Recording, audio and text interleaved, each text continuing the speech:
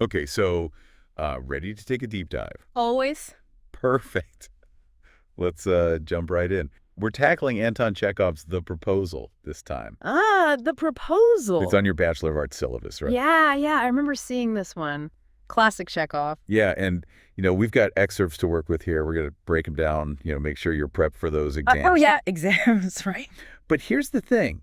Don't worry about it being a snooze fest. The Proposal is actually, well, it's hilarious. Oh, yeah, this one's a riot. It's Chekhov at his best, I think. It really is. And, it manages to poke fun at society, but in a clever way. Right. It's a farce, right. Over-the-top characters, these crazy situations. But Chekhov's not just going for cheap laughs here. He's got a point to make. There's always a deeper meaning with Chekhov. Exactly. He's using humor to shine a light on some of the issues in Russian society back then. Mm-hmm. Marriage, social status, that kind of stuff. It's like he could see right through it all. Right. Oh, absolutely. He was a master at observing people, their flaws, their hopes, everything. Yeah. And the proposal, it kicks off with a simple enough idea, right? This landowner, Lomov, he's a nervous guy, and he wants to propose to Natalia, his neighbor's daughter. Seems pretty straightforward. Romantic even, right? Yeah, classic love story, right? Well, Chekhov throws a curveball right away. Oh, yeah. It's like you're watching this train wreck about to happen, but you can't look away. And it's funny. So Lomov, he's all set to propose, ring in his pocket, I bet. But before he can spit it out, they're in this crazy argument. Over what? Over something ridiculous, I bet? Land. They're arguing about who owns the strip of land between their properties. Oh, come on. Really? It's so awkward. Talk about killing the mood. Totally. And it doesn't stop there, right? Oh, no, it gets worse. They start going at it about their hunting dogs, like which one is better. Yeah, it's ridiculous. Yeah. I mean, are they really this worked up about dogs and land? Or is there something else going on? Right. That's where it gets interesting, right? I mean, this is Chekhov. He's not just writing a silly sitcom. Exactly. These arguments, they're like windows into their anxieties, you know what I mean? Totally. Like, take Lemov. He's desperate to get married, but he's so anxious. He gets hung up on these tiny things. It's like, what's really driving him? Is it Natalia? Or is it something else? Like, what do you think is really eating at him? I think, well, there's a lot going on there. There was a lot of pressure back then to get married, right?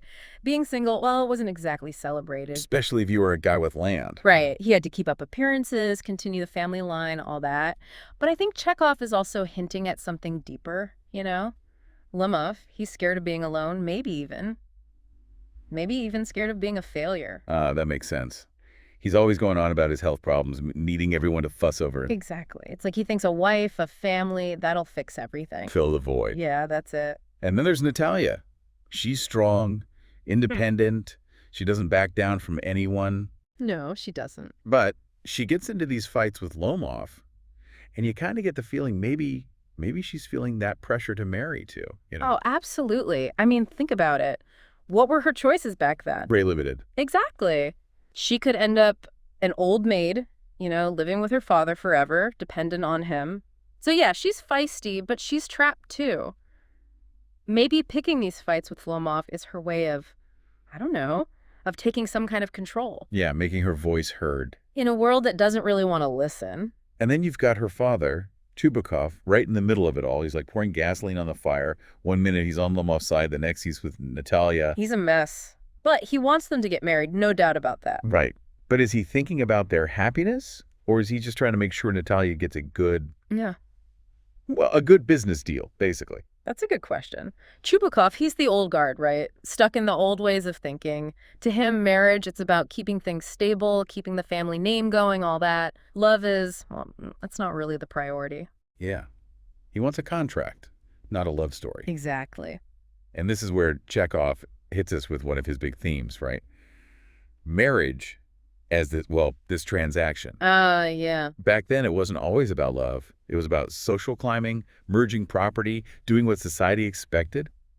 It's crazy how Chekhov uses humor to show how messed up that is. It's brilliant, really. Right. All these ridiculous arguments, they're fighting over stuff that shouldn't even matter. It's like Chekhov saying, hey, look, Look how we miss what's really important. We get lost in the small stuff and forget about, connecting with another human being. And the way he writes the dialogue, the way they talk to each other, Yeah. it's perfect. They're always talking past each other, misunderstanding every other word. It's like he's showing us how bad we are at communicating. Right. And they say one thing but mean another. You really have to pay attention to what they don't say. That's where the real meaning is. It's all subtext. Yeah, those little glances, the hesitations. And that's what makes those arguments between Lomov and Natalia so interesting. Like, are they really about the land and the dogs?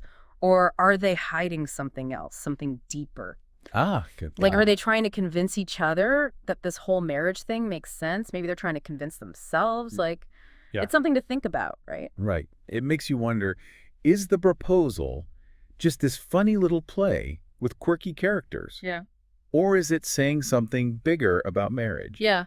What do you think Chekhov's trying to tell us, especially back then in his time? Well, I think that's what's so great about Chekhov. He doesn't hit you over the head with his message. He lays it all out there, lets us see these flawed characters, and then, lets us figure it out for ourselves. Yeah, I like that. We can relate to them, right? Because we all have those same flaws, those same hopes. He's talking about human nature, and that's timeless.